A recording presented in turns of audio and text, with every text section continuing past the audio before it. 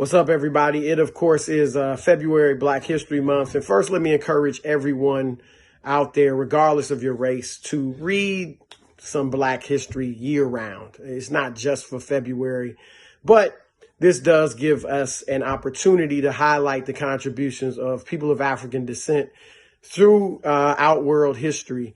We are more than athletes and rappers, dancers, dunkers, singers, all that stuff. So I just want to take this opportunity to share a little bit of Black history throughout this month with you.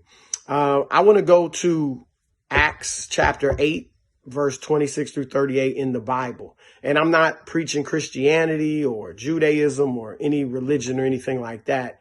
But the fact is, the Bible is the best-selling book in the world. The fact is, the Bible is viewed as a source of historical knowledge. The fact is that the Bible's been translated into virtually every language known to man. And that regardless of interpretation, Christians, Muslims, Jews, and others generally accept it as a book that has truth in it.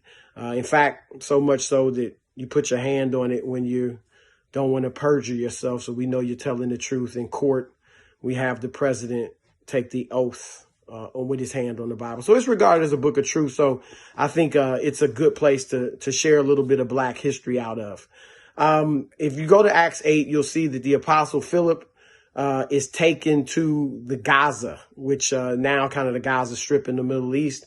And he encounters an Ethiopian man, an Ethiopian eunuch. This Ethiopian eunuch was an official in the Ethiopian kingdom. And he was actually coming from Jerusalem, where he had been worshiping. And he has a Bible in his hand and he's reading it. So he probably was a Jew. But possibly, we don't know for sure, but I believe he probably was a Jew because he had been in Jerusalem worshiping and had the Bible with him. And so Philip begins talking with him and talking to him about Jesus. And then the Ethiopian eunuch in verse 37 says, I believe that Jesus is the Son of God. And in verse 38, one verse later, he's baptized. And that is really the beginning of what became a thriving Christian community in the country of Ethiopia. Now, in biblical times, Ethiopia did not just mean today's country of Ethiopia.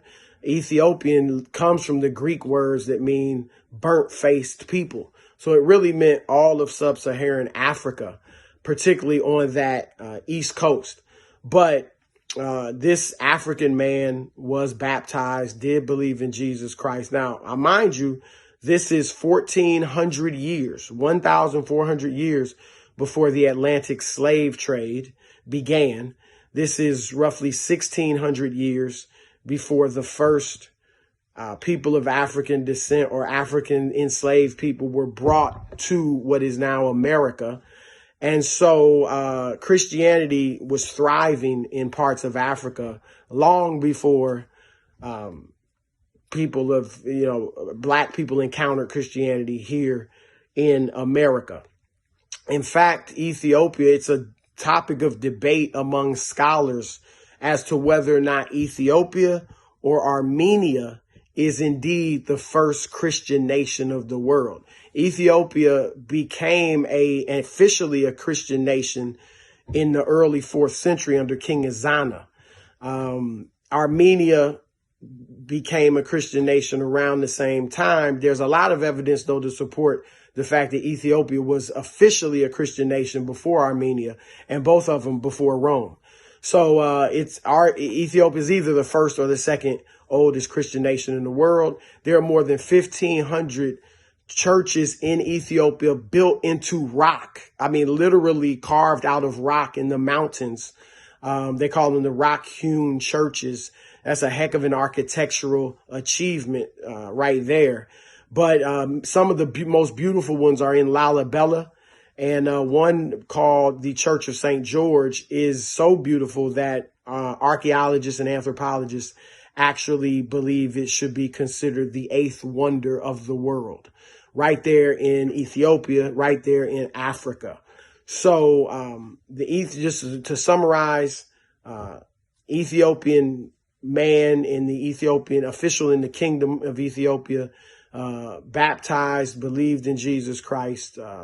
1400 years before the Atlantic slave trade began, Ethiopia went on to become a thriving Christian nation that to this day is still officially a Christian nation. And it has so many beautiful churches, one in particular in Lalibela that many anthropologists and archaeologists believe is the eighth wonder of the world. So that's today's Black History lesson. I'll be back periodically throughout this month to drop knowledge.